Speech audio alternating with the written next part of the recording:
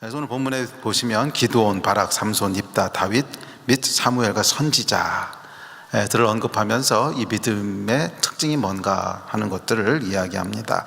저희들은 믿음으로 나라들을 이기기도 하고요, 의를 행하기도 하고, 사자의 입을 막기도 하고, 불의 세력을 멸하기도 하고, 전쟁에서 용감하게 되어 승리하기도 합니다. 맞아요. 이런 게 믿음이죠. 그런데 만약에 이런 것만 믿음이라면 사실은 조금 쫄립니다. 그렇지 않으세요? 과연 사자굴에 들어갈 수 있을까? 사자의 입을 막을 수 있을까? 불의 세력을 멸할 수 있을까? 이런 걸 생각하면 우리랑 좀 거리가 느껴지지요. 그건 뭐 다니엘이니까, 다윗이니까, 그것은 성경에 등장하는 정말 놀라운 하나님의 사람들이니까 당연히 그렇게 했겠지만, 오늘날 나에게 사자굴에 들어간다 그러면 어떨까? 굉장히 두렵지 않겠어요?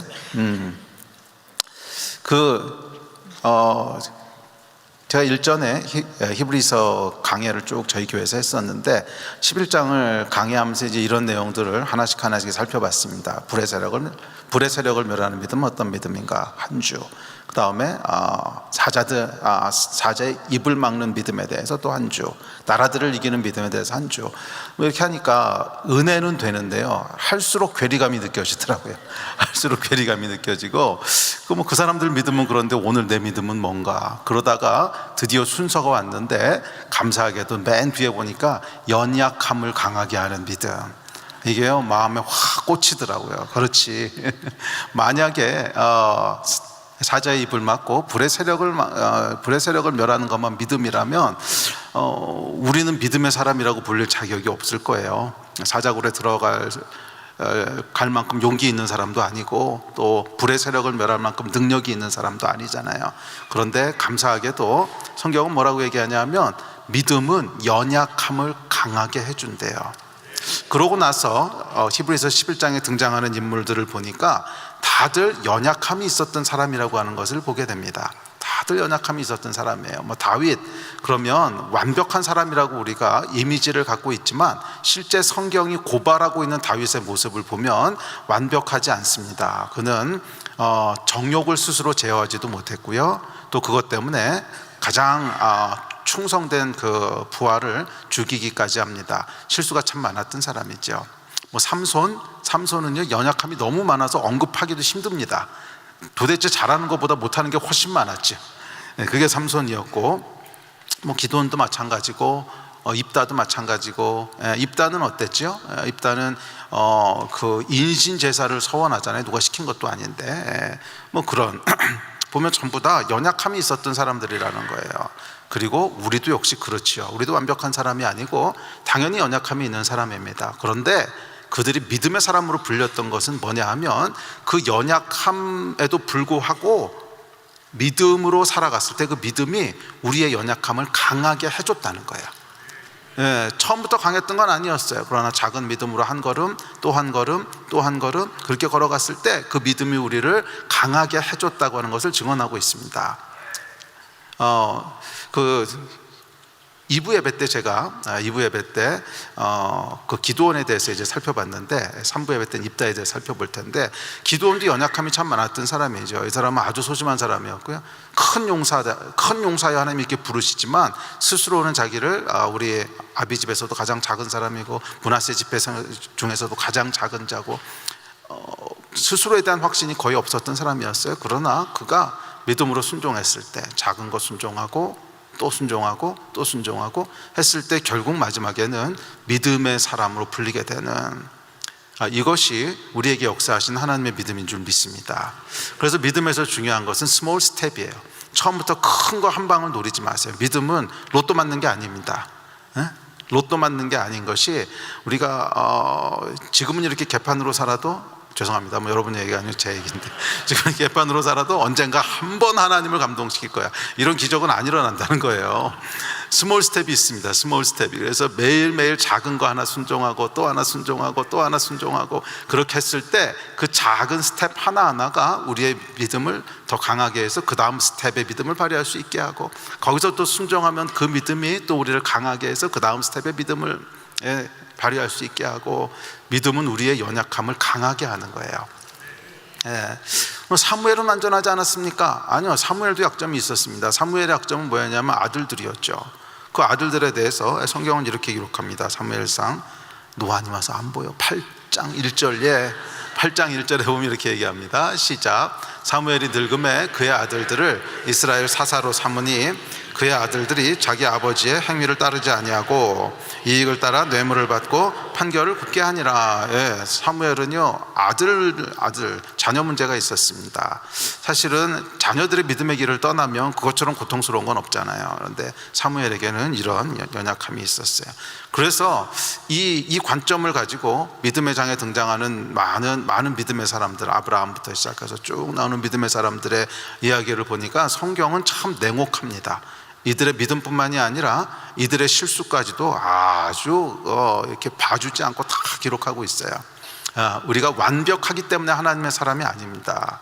완벽한 사람이라는 건 없지요. 완벽하기 때문에 하나님의 사람이 아니라 우리 연약하지만 매일매일 믿음으로 하루하루를 순종하며 살아갔을 때 그 믿음이 우리를 하나님의 사람이 되게 하는 거예요. 우리 모두 다 믿음으로 연약함에서 강해지는 여러분 되시기를 주의 이름으로 축원합니다. 자, 그래서 오늘은 이 중에서 이제 입다의 이야기를 3부 예배에는 살펴보려고 합니다. 2부 예배에는 이제 기드온 이야기를 살펴보면서, 기드온은 이 자존감이 굉장히 낮았던 사람이죠. 그래서 포도즙 짜는 데서 이렇게 밀타작 해먹잖아요. 그게 이제 뭐냐 하면은 그 당시 미디안의 이제 식민지였기 때문에 밀타작을 하면 다 뺏어가는 거예요. 그러니까 그거 안 뺏기겠다고. 포도즙은 굉장히 조그맣거든요. 아주 조그만 데서 그 불편한데 몸을 구겨놓고 막 이러고 있는, 하나님이요 참 유머 감각이 있으세요. 딱 그 타이밍에 나타나셔서 너 큰 용사여. 얼마나 당황스러웠을까 생각해 보세요. 이게 큰 용사라서 우리가 미디안을 향해서 이렇게 쫙 칼이라도 뽑았을 때 그렇지 너 큰 용사야 이러면 그래도 말빨이 서는데, 지금 무서워가지고서 숨어서 그 좁은데 몸 구겨놓고 그거 볼이라도 좀 먹겠다고, 밀이라도 좀 먹겠다고 막 이러고 타작하고 있는데, 그 장면에 딱 나타나셔서는 너 큰 용사요. 그러니까 기드온이 뭐라고 반응합니까? 아니요, 나는 큰 용사가 아닙니다. 나는 백도 없고 힘도 없고 므낫세 집안, 가장 작은 므낫세 집안 사람이고 그 중에서도 가장 작은 존재고, 그렇죠. 낯짝이 있으면 그렇게밖에 얘기할 수 없을 겁니다. 여기서 이러고 있는데 그거 먹고 살겠다고.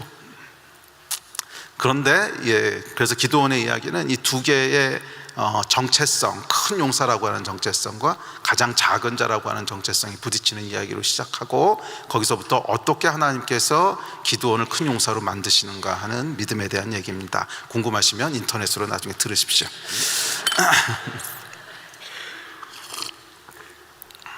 자, 오늘은 3부 예배는 입다에 대해서 살펴보려고 합니다.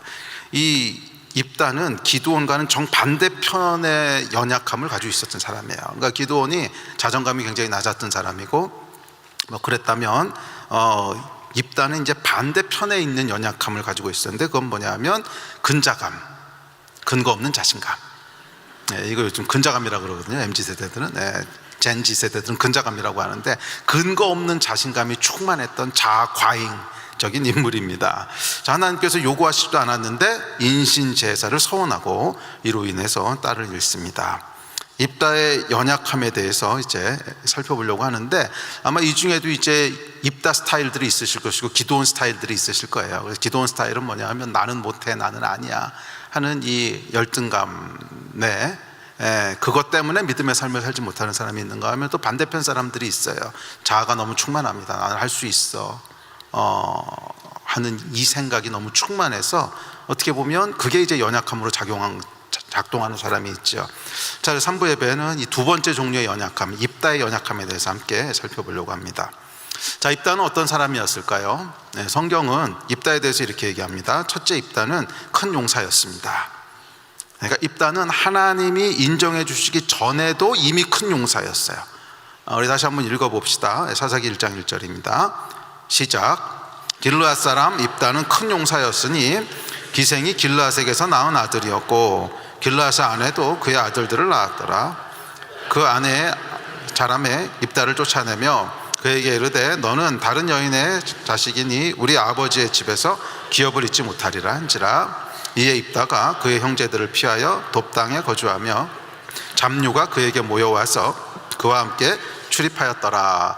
여러분, 기드온의 이야기랑 참 재밌게 대칭돼 있지 않습니까? 기드온은 하나님이 나타나셔서요, 너 큰 용사요 이러고 부르시는데, 아이고 무슨 소리예요, 난 아니에요, 이런 걸로 시작되는데, 입다는 반대예요. 하나님이 한 번도 큰 용사라 그러신 적이 없는데 이미 나면서부터 큰 용사예요. 이미 나면서부터 큰 용사입니다. 입다는요, 서자로 태어났음에도 큰 용사로 불릴 정도였으니까 그가 어떠했을지 짐작할 수 있습니다. 그는 뛰어난 용사였습니다. 뿐만 아니라 입다는 타고난 리더였습니다. 잡류, 곧 갈 곳 없던 사람들이 그를 따랐고 그에게로 모였대요. 이게 이제 리더십이 있는 사람의 특징이죠. 어디 가든지 간에 사람이 그를 따라요. 따르고 이제 비슷한 사람들이 따르는데 잡류들이 따르는 거 보니까 이제 잡류들의 리더인 거죠. 뭐 그렇습니다. 그러니까 입다는 하나님 없이도 큰 용사였고 리더십이 있는 그런 리더였습니다. 둘째, 입다는 정치력 또한 탁월했던 사람이었던 것 같아요. 사사기를 보면 이렇게 얘기합니다. 1장 9절인데요 시작. 입다가 길앗 장로들에게 이르되 너희가 나를 데리고 고향으로 돌아가서 암몬 사람과 싸우게 할 때에 만일 여호와께서 그들을 내게 넘겨주시면 내가 과연 너희의 머리가 되겠느냐 하니, 길앗 장로들이 입다에게 이르되 여호와는 우리 사이의 증인이시니 당신의 말대로 우리가 그렇게 행하리이다 하니라. 입다는요, 이 위급한 전쟁이 코앞에 있는 상황 가운데서도 위기 상황을 활용해서 장로들과 딜을 합니다. 여러분, 이게 보통 사람이 할 수 있는 일이 아니잖아요.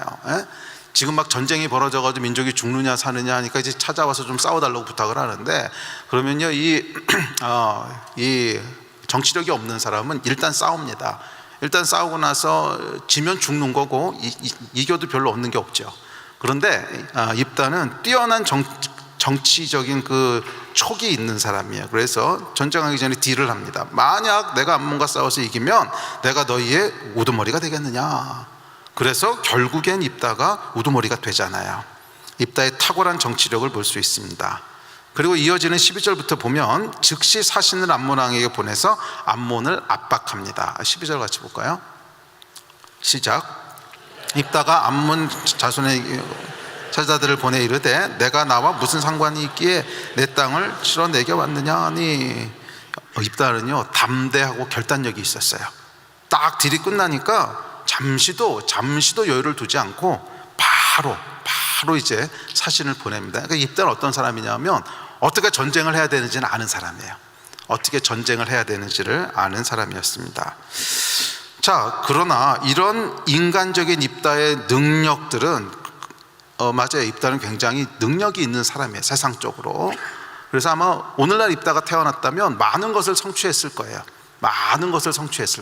탁월한 정치가가 됐을 수도 있고 대통령이 됐을 수도 있고, 뭐 사업을 했다면 큰 비즈니스 CEO가 됐을 수도 있을 그런 이 능력이 참 많은 사람이었습니다. 그런데 이런 입다의 능력은요, 육적인 능력은 영적으로는 오히려 연약함이 됩니다. 어떤 연약함이 있었을까요? 입다의 이야기를 읽어보면 흥미로운 게 등장하는데, 어디에도 하나님이 입다에게 먼저 말씀하시는 장면이 없어요. 이게 모든 사사들 중에서 거의 유일합니다. 대부분의 사사들은 어떻게 시작되냐면 하나님이 나타나셔서 뭔가 말씀을 하시면서 사사의 얘기가 시작돼요. 그런데 입다는 하나님이 찾아오셔서 말씀하시는 장면이 없어요. 이게 참 흥미로운 특징입니다. 입다가 하나님께 물어보는 장면도 없어요. 이게 진짜 신기한 사람. 기도는 여러분 여러 번 하나님께 물어보잖아요. 진짜입니까? 징표를 주십시오. 한 번만 더 묻겠습니다.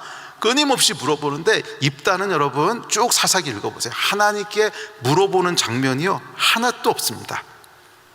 그리고 일을 일단 다 끝내고 나서 비로소 입다가 하나님께 보고합니다. 이게 입다 스타일. 오빤 입다 스타일. 여러분, 이게 입다 스타일이에요. 입다 스타일.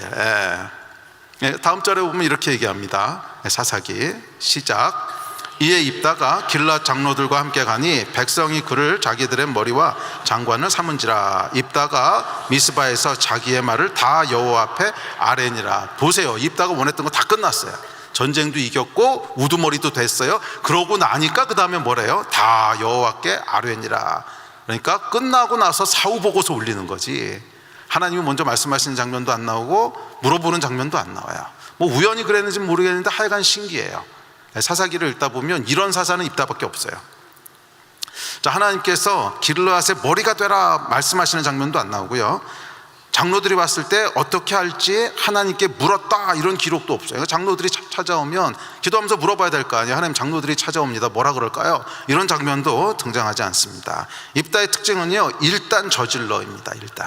일단 저질러, 일을 저지르고 봅니다. 일단 다 하고 봅니다. 그러고 난 후에 하나님께 보고합니다. 이게 입다 스타일. 이게 입다 스타일이에요. 암몬에게 사람을 보낼 때도 똑같아요. 입다 스타일로 합니다. 하나님이 먼저 말씀하신 적도 없고요. 입다가 하나님께 물어보는 장면도 없습니다. 일단 다 해요. 일단 다 합니다. 그리고 마지막에 하나님께 보고합니다. 11장 27절입니다.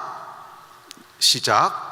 내가 내게 죄를 짓지 아니하거늘 내가 나를 쳐서 내게 악을 행하고자 하는도다. 원하건대 심판하시는 여호와께서 오늘 이스라엘 자손과 암몬 자손 사이에 판결하시옵소서 하였으나. 자, 여기 보면 이제 한 절만 읽어서 전후 이제 배경을 잘 모르실 텐데, 하여간 자기 생각과 전략대로 다 했어요. 다. 그리고 나서 하나님을 끌어들입니다. 원하건대. 그 말씀 다시 한번 띄워주실래요? 원하건대. 원하건대. 누가 원한다는 거예요? 지가 원한다는 것이죠. 지가. 하나님이 원하시옵시고 뭐 이게 아니고, 원하건대 뭐예요? 일단 다 저질러 놓고 지가 원한다는 거예요. 지가. 그리고 판결하시옵소서. 지가 원한 거예요. 그리고는 여호와께서 내가 원하는 대로 해주십시오. 판결해 주십시오. 이게 입다 스타일입니다.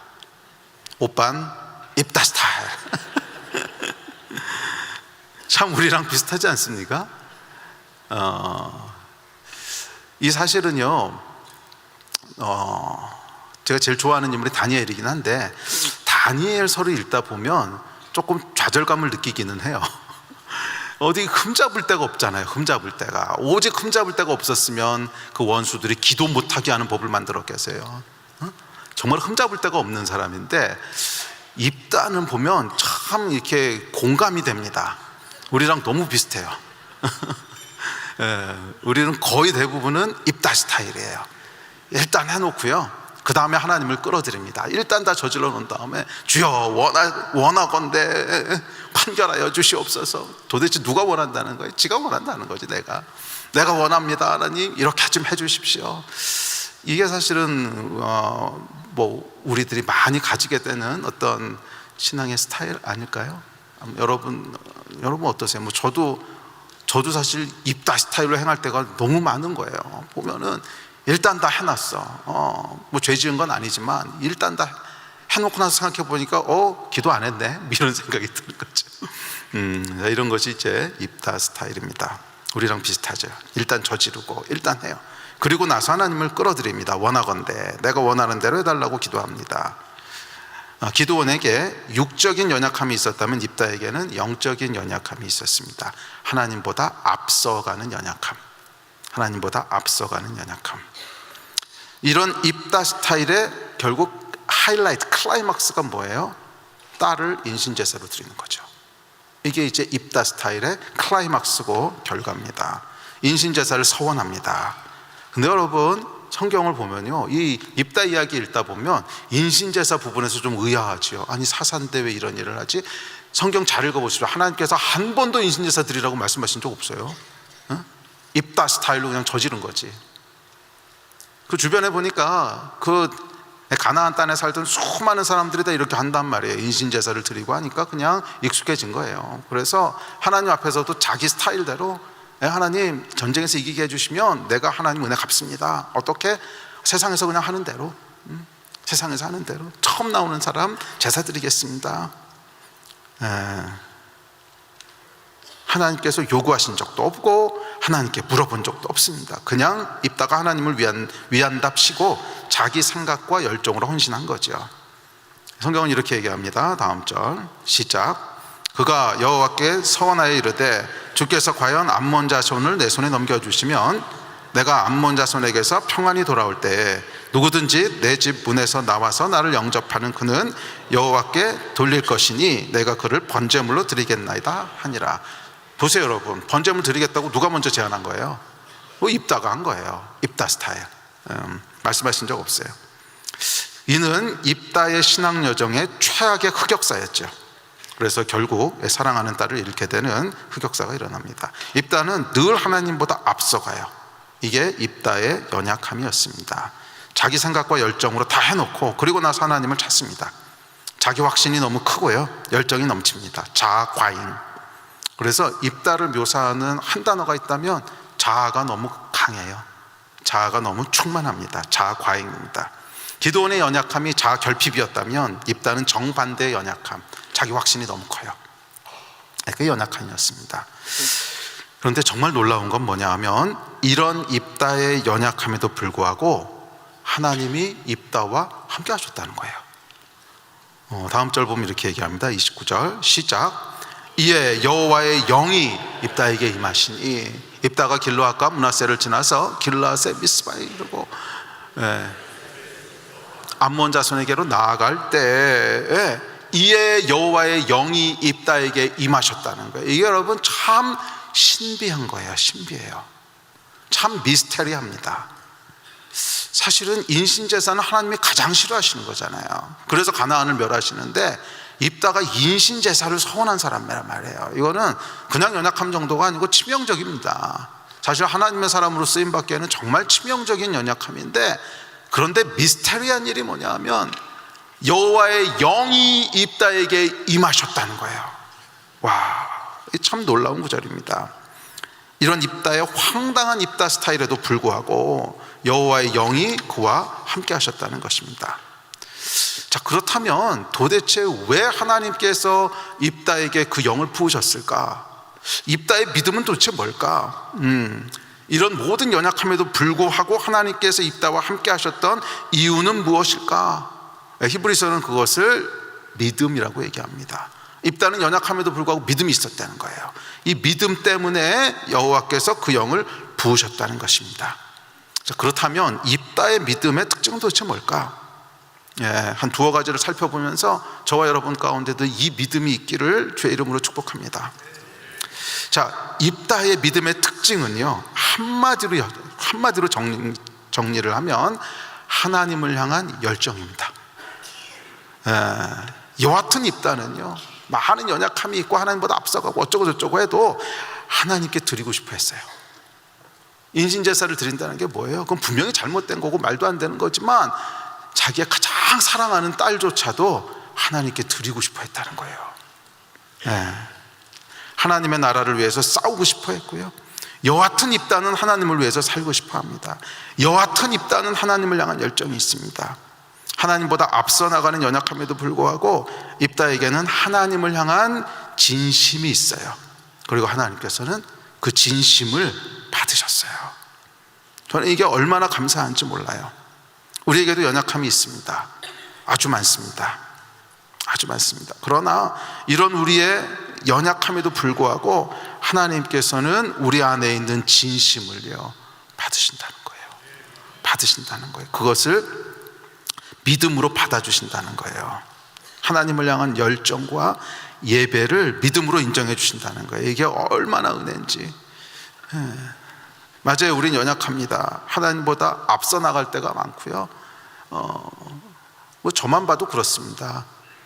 저만 봐도 어느 순간에 돌아보면 이거 기도 안 했네, 기도 안 하고 그냥 질러버린 거예요. 좋은 것 같으니까, 이렇게 하면 괜찮은 것 같으니까.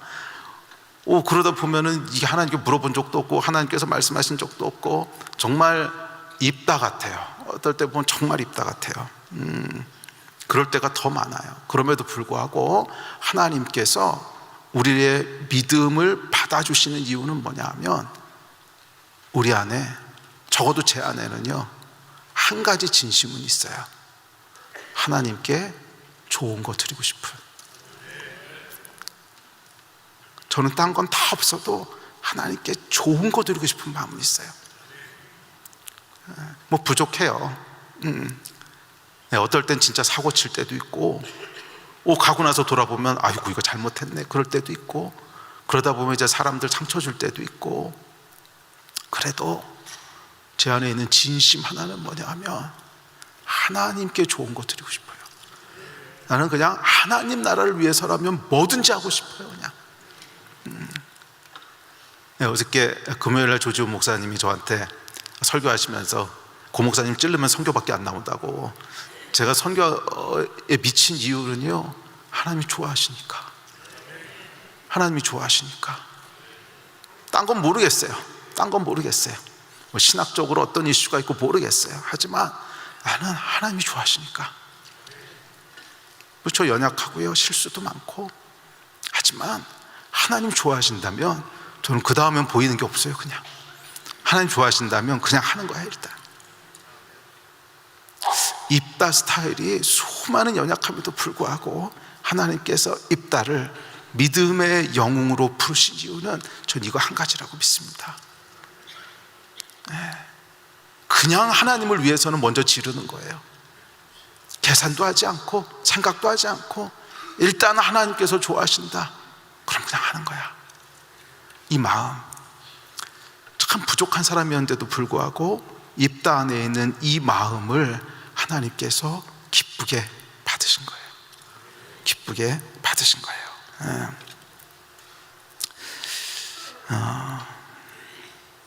뭐 실수투성이고 넘어지기 일수지만, 그럼에도 불구하고 그 많은 실수들은 하나님을 위해 살고 싶은 열정에서 나온 실수였다는 거예요.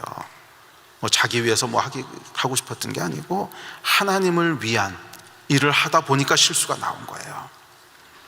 그 마음만은 진실 아닙니까? 사람들은 결과를 먼저 봐요. 그래서 결과가 안 좋으면 실수라고 얘기하고 실패라고 얘기하지만 하나님은 결과를 보시는 게 아니고 마음을 보세요. 결과가 뭐 좀 잘못 나올 수도 있고 실패할 때도 있지만 그 마음만은 진짜 아니었어. 진심을 보십니다. 이것이 여러분 은혜인 줄 믿습니다. 제가 이제 예수 믿은 지 40년 됐는데요, 40년 동안 하나님과 동행하면서 알게 된 놀라운 은혜는 뭐냐 하면, 하나님은 우리의 연약함을 찾아서 지적하시는 분이 아니라는 거예요. 고약한 그 감독관처럼 이렇게 지켜보다가 오케이 어디서 실수하나 보자, 딱 걸리면 거봐 걸렸죠. 너 그럴 줄 알았어. 이런 분이 아니시라는 거예요. 지켜보면서 우리의 연약함을 찾는 분이 아니라 오히려 그 반대세요. 수만 가지 연약함 속에서도 좋은 거 한 가지를 찾으세요. 수만 가지 연약함 속에서도 좋은 거 한 가지를 딱 찾으세요. 마치 부모가 자식에게서 장점만 찾으려고 하는 것 같아요. 저희도 이제 크리스천 스쿨을 합니다. 그러면 제일 어려운 게 이제 부모들입니다. 아이들이 아니고 부모들이에요. 그 부모들은 와가지고서 하여간 자기 아이들의 문제점은 하나도 안 봐요. 자기 아이들의 문제는 하나도 안 보고 자기 아이들의 장점만 봐요. 그래서 얘는 뭐 이거가 이렇고 저렇고, 그런데 얘를 왜 학교에서 징계하셨습니까? 뭐 징계한 이유는 친구 거 훔쳐서 징계했는데요. 그러면 그걸 가지고 이제 죄송합니다 이렇게 나오는 게 아니고, 아이들 어렸을 때 실수할 수도 있지, 그게 무슨 훔친 거예요. 그냥 아이들 살다 보면 그런 거지. 부모들의 특징은 뭐냐면 아이들의 수만 가지 문제점을 다 안 본다는 거예요. 그리고 뭐만 봐요? 좋은 것만 봐요.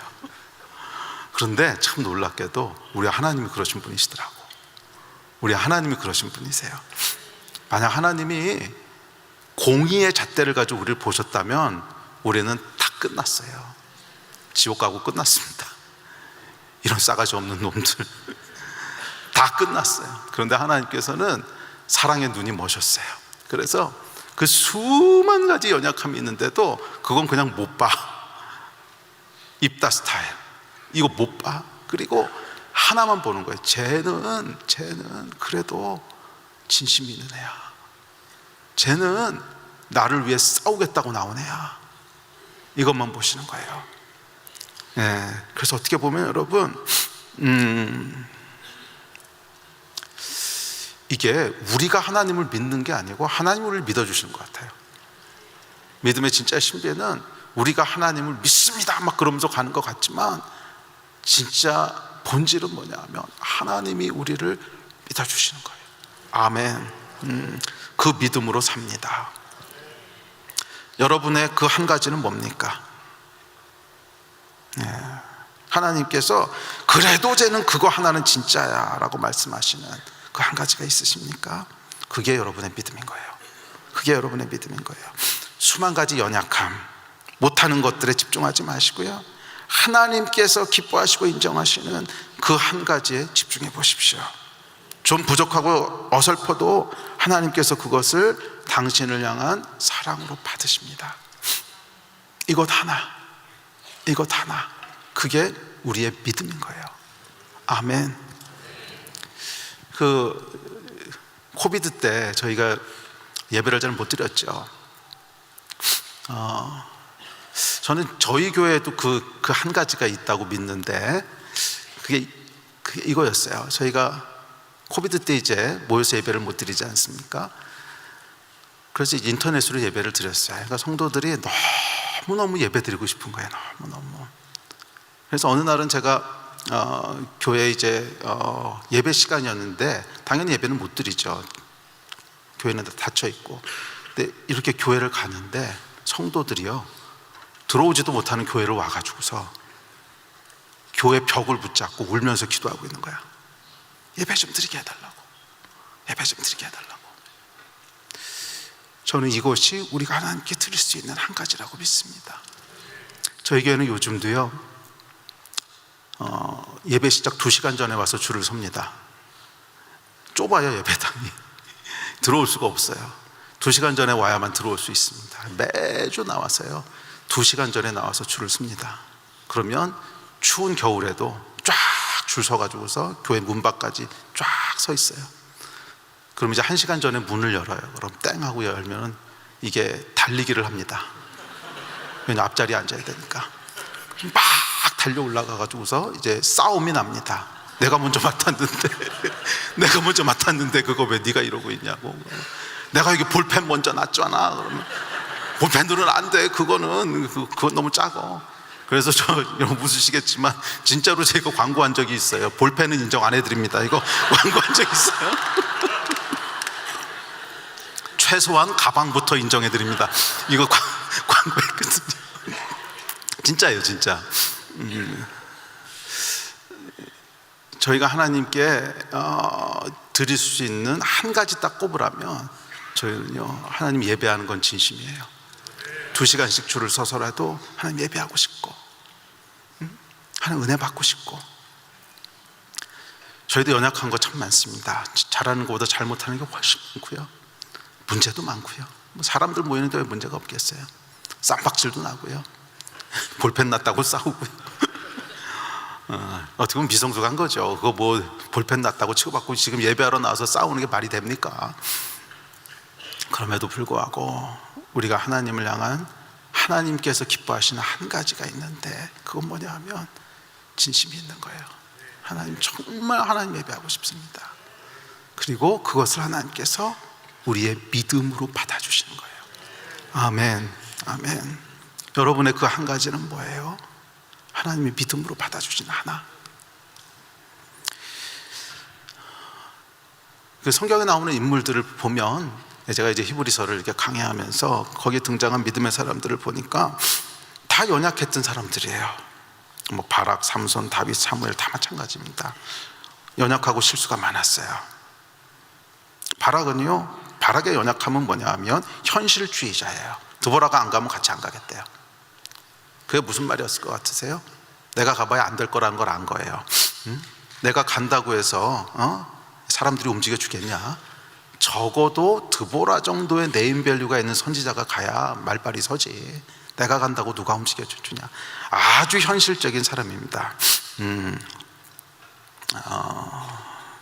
그리고 이로 인해서 바락은 영광을 얻지 못했다고 성경은 말합니다. 연약함이죠. 다음 절에 보면 이렇게 얘기합니다.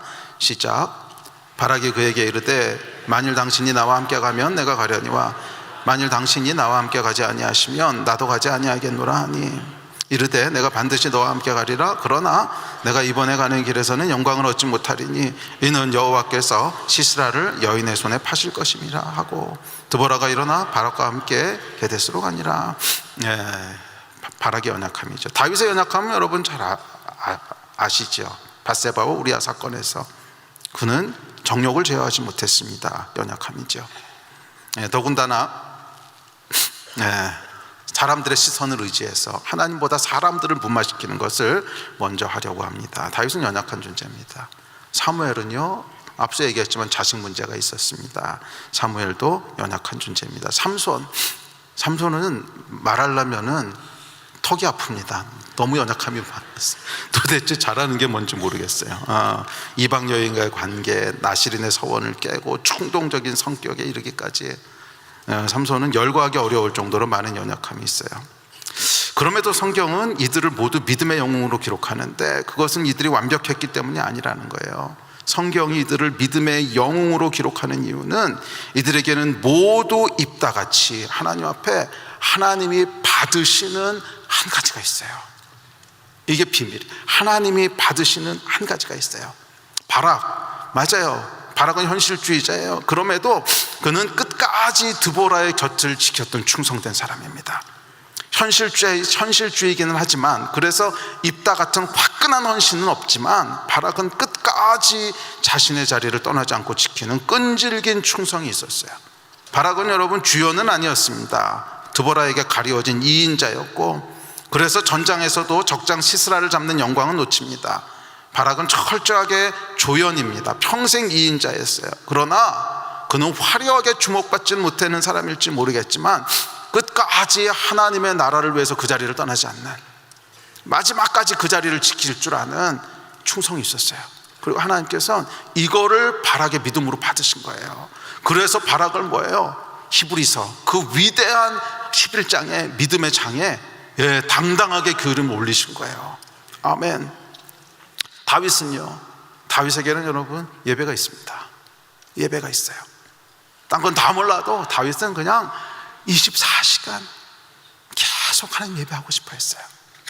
그리고 하나님께서 그것을 다윗의 믿음으로 받으십니다. 사무엘은요 사명에 미친 사람입니다. 사명에 미친 사람이에요. 그리고 그것을 하나님께서 뭐 좋을 때든 나쁜 때든 하여간 사명을 위해서 살아가는 그것을 하나님이 믿음으로 보십니다. 삼손은 정말 모든 연약함의 총체예요. 그냥 뭐 어디 이렇게 봐줄래도 봐줄 게 없어요. 정말 연약함의 총체인데, 그럼에도 불구하고 삼손이 히브리서 11장의 이름을 올리잖아요. 여러분 참 놀랍지 않습니까? 삼손은 여러분 그런 굿 이그젬플이 아닙니다. 이렇게 하면 안 돼야 하는 예로 나오는 사람이지 굿 이그젬플이 아니에요. 그런데도 히브리서 11장에 보면 믿음의 영웅들과 함께 이름이 올라가요. 삼손에게 뭐가 있는 줄 아십니까? 원수들을 향한 용기가 있어요. 원수들이라면 그냥 가서 쳐부수는 거예요.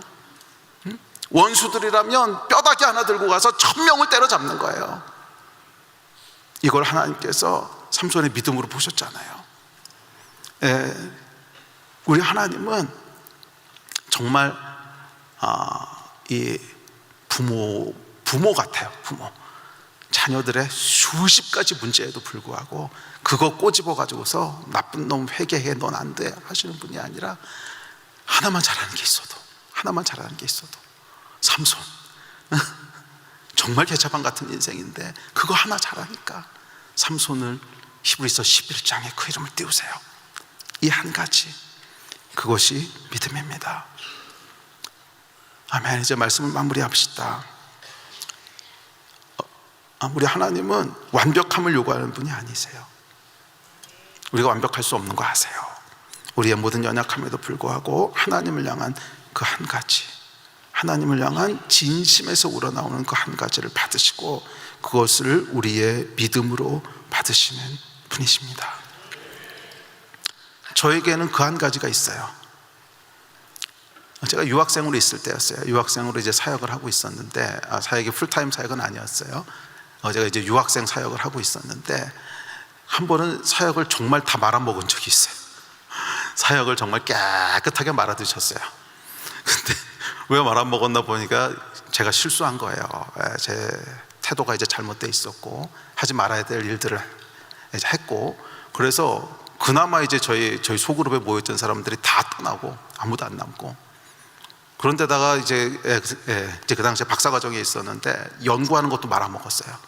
연구도 깨끗이 말아먹어가지고서 이게 보이는 게 없는 거예요. 그래서 이게 앞이 깜깜한 거예요. 너무 낙담되고 너무 낙심되고. 그래서 하루는 이렇게 이제 기도한다고 앉아서 이게 털털, 기도 잘 안 나오죠. 너털너털하고 있는데, 기도는 해야겠으니까 이제 너털너털한데, 기도가 뭐냐 하면 잘못했다는 기도예요. 하나님, 이것도 잘못했습니다, 저것도 잘못했습니다, 그때 이렇게 하는 거 아니었는데, 그때 이 형제에게 이렇게 했어야 되는데, 제가 너무 게을러가지고 연구도 말아먹었습니다, 너털너털하고 있는데, 갑자기 성령께서 뭐라 그러시냐면 스탑을 시키는 거예요. 그만. 그러더니 뭐라고 물어보시냐면, 너 그래도 나를 사랑하는 건 진짜 아니냐? 물어보시는 거예요. 예, 그건 진짜죠. 그렇지만 이것도 말아먹었고 저것, 그만. 너 나 사랑하는 건 진짜 아니냐? 그건 진짜죠. 그치만 하지 말고, 그치만 빼고, 너 나 사랑하는 거 진짜 아니냐? 네, 그거 진짜입니다. 저는 실수도 많이 하고 다 말아먹었고, 그래도 하나님 좋아하시는 일이라면 정말 하고 싶습니다. 하나님 기뻐하시는 일이라면 다 해드리고 싶고, 정말 내 생명도 드리고 싶고, 하나님 좋아하시는 일이라면 다 해드리고 싶습니다. 그리고 그 고백 위에 하나님께서 교회를 시작하게 하셨고, 선교하게 하셨고, 제가 선교하는 건요, 딴 이유 없습니다. 딴 이유 없어요. 그냥 하나님 좋아하시니까, 선교하면 하나님 좋아하시니까, 이거 하나님 기뻐하시니까, 하나님 기뻐하시는 일이라면 그냥 다 해드리고 싶어요. 내 안에 있는 거 다 빼드리고 싶고, 내 시간도 다 드리고 싶고, 그게 제가 하나님 앞에 드리는 그 한 가지입니다. 여러분에게도 그 한 가지가 있으셔야 돼요. 사람마다 다를 거예요. 하지만 입다가 그 수많은 연약함에도 불구하고 믿음의 사람으로 풀릴 수 있었던 그 한 가지, 삼손이 그 수많은 연약함에도 불구하고 믿음의 사람으로 등극할 수 있었던 그 한 가지, 그 한 가지를 하나님께서는 여러분의 예배로 받으시고 여러분들의 믿음으로 받으십니다. 그리고 그 한 가지가 결국 우리를 믿음의 영웅으로, 믿음의 사람으로 그렇게 만들 줄 믿습니다. 믿음의 사람들 다 되시기를 주의 이름으로 축복합니다.